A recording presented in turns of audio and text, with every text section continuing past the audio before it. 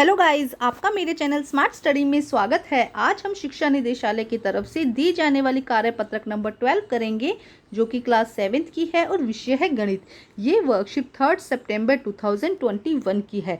तो आइए शुरू करते हैं आज की वर्कशीट शुरू करने से पहले प्लीज़ मेरे चैनल को सब्सक्राइब कर दीजिए। तो आइए देखते हैं आज की वर्कशीट दशमलव संख्याओं का गुणा।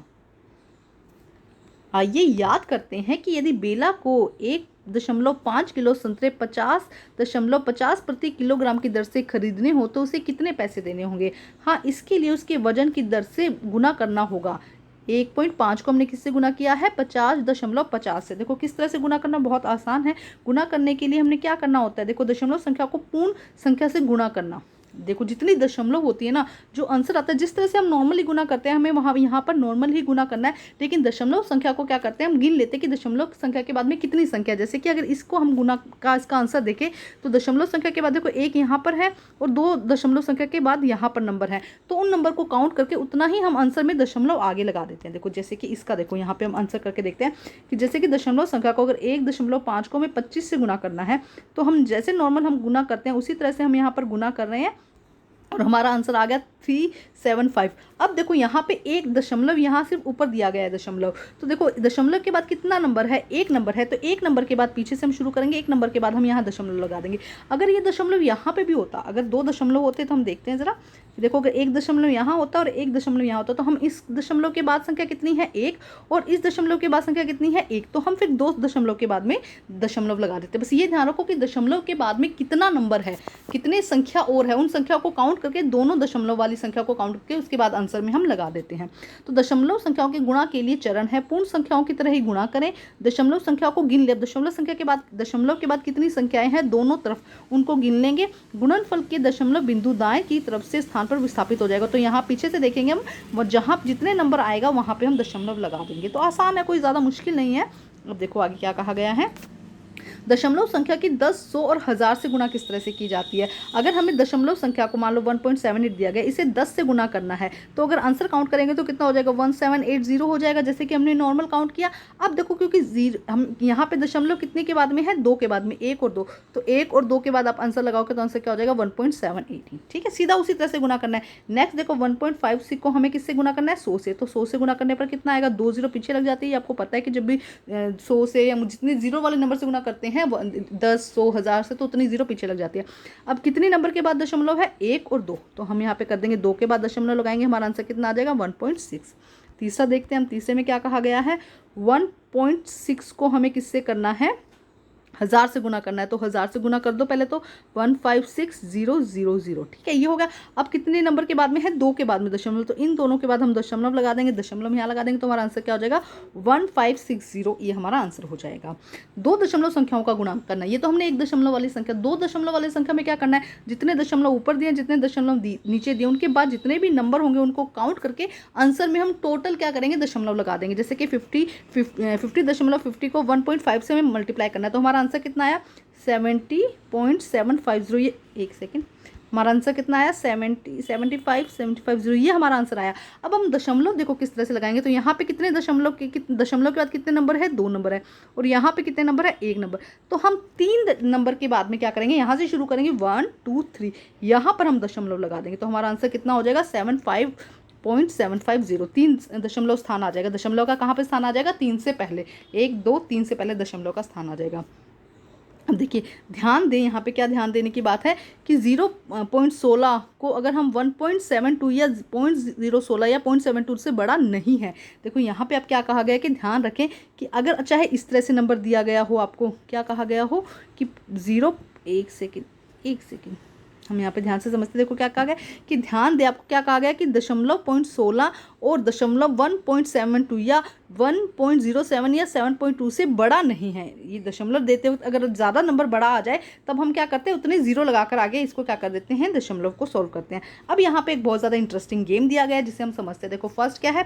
2.5 को हमें 100 से गुना करना है, तो हम देखो जिस तरह गुना करते हैं यहाँ पे हम 100 से गुना करना है। देखो एक सेकेंड हम हटाते हैं इसको। हमें क्या करना है? 2.5 को हमें 100 से गुना करना है, तो हमारा आंसर कितना आएगा? पहले हम आंसर ही लिख देते हैं सीधा, उसके बाद क्या करते हैं? हम दशमलव लगाते हैं। देखो 1 के बाद दशमलव है तो इसके बाद दशमलव लगेगा, तो हमारा आंसर कितना आ जाएगा? 250। ठीक है, ये वाला हमारा आंसर हो जाएगा। ठीक है, दशमलव के बाद अगर 0 हो तो उसकी कोई वैल्यू नहीं होती। अगला देखो 2.5 के बाद हमें किससे मल्टीप्लाई करना है, उससे 10 से मल्टीप्लाई करना है।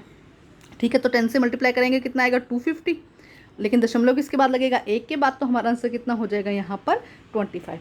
इसी तरह से जब 25 को 2.5 को 2.5 से जब हम मल्टीप्लाई करेंगे तो हमारा आंसर आएगा 625। हमारा आंसर कितना आएगा 625। लेकिन दशमलव देखो, एक दशमलव के बाद ये संख्या, एक दशमलव के बाद ये संख्या, तो हमारा आंसर कितना हो जाएगा 6.25। ये हमारा आंसर हो जाएगा।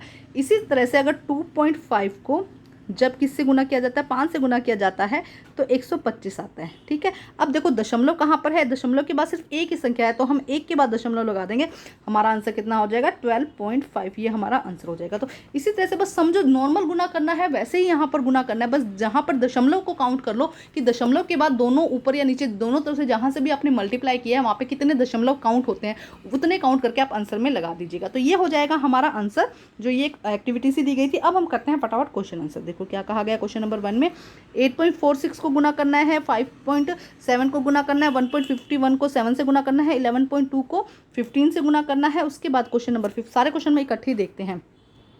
आयत का क्षेत्रफल ज्ञात करो जिसकी लंबाई इतनी है और चौड़ाई दी गई। तो आयत का क्षेत्रफल क्या होता है, लंबाई गुणा चौड़ाई। तो इसको फॉर्मूला पुट करके इन दोनों को मल्टीप्लाई करके हम आंसर निकालेंगे। तो आइए करते हैं इन्हें सोल्व। तो देखिए सोल्व करने पर जब 4.6 को 8 से गुना किया जाता है तो आंसर कितना आता है 36.8 आता है। लेकिन यहाँ पे दशमलव कितने के बाद में है, 1 के बाद में है, तो यहाँ पर आंसर क्या हो जाएगा 36.8। इसी तरह से अगर 5 को हम 7 से गुना करते हैं तो कितना आता है 35 आता है, ये हमें पता है। लेकिन दशमलव कितने के बाद में है, यहाँ पर काउंट करते हैं 2 के बाद दशमलव, तो हम यहाँ पे लगाएंगे दशमलव 35। तो यहाँ पे देखो दशमलव से पहले अगर कोई नंबर ना हो तो हम 0 लगा सकते हैं। ठीक है, अब देखो अगर 51.7 या 517 को हम 1 से गुना करेंगे तो आंसर कितना आ जाएगा हमारा 517 ही आंसर आ जाएगा। लेकिन यहाँ पर देखो, यहाँ पे दशमलव है, एक दशमलव ये है, एक दशमलव ये है, 2 दशमलव होगी, एक दशमलव ये, एक दशमलव ये, तो हमारे आंसर में भी 2 दशमलव आ जाएगी। 2 नंबर के बाद में हम से पहले हम दशमलव लगा देंगे तो देखो 5.17 हमारा आंसर हो जाएगा। ठीक है, अब हम करते हैं क्वेश्चन नंबर 4।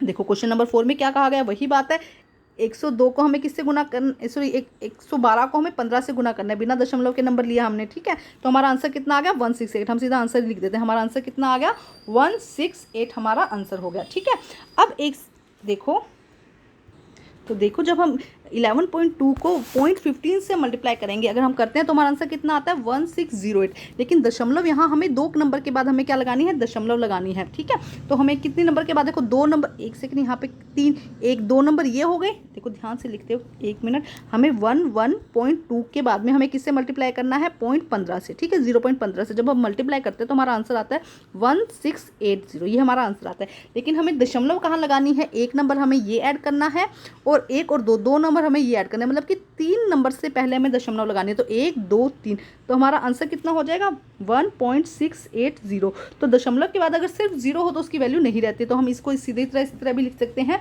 1.68 या 1.680, ये भी इसका आंसर लिख सकते हो। अब देखते हैं लास्ट क्वेश्चन। देखो लास्ट क्वेश्चन में क्या कहा गया था कि एक आयत का क्षेत्रफल कितना है, एक आयत का क्षेत्रफल हमें निकालना है जबकि उसकी लंबाई और चौड़ाई दी गई है। तो लंबाई और चौड़ाई का गुना क्या करते हैं, क्षेत्रफल का फॉर्मूला होता है कि लंबाई गुना चौड़ाई। तो हम 5.7 को 3 से गुना करेंगे तो हमारा आंसर आएगा 171। अब 71 आएगा तो देखो 1 के बाद हमें दशमलव लगाना है, तो कितना हो जाएगा 17.3 हमारा आंसर हो जाएगा। तो ये थी आज की वर्कशीट कंप्लीट करके अपने टीचर से चेक करवाइए और प्लीज़ मेरे चैनल को लाइक कीजिए, सब्सक्राइब कीजिए और शेयर कीजिए। Thank you guys.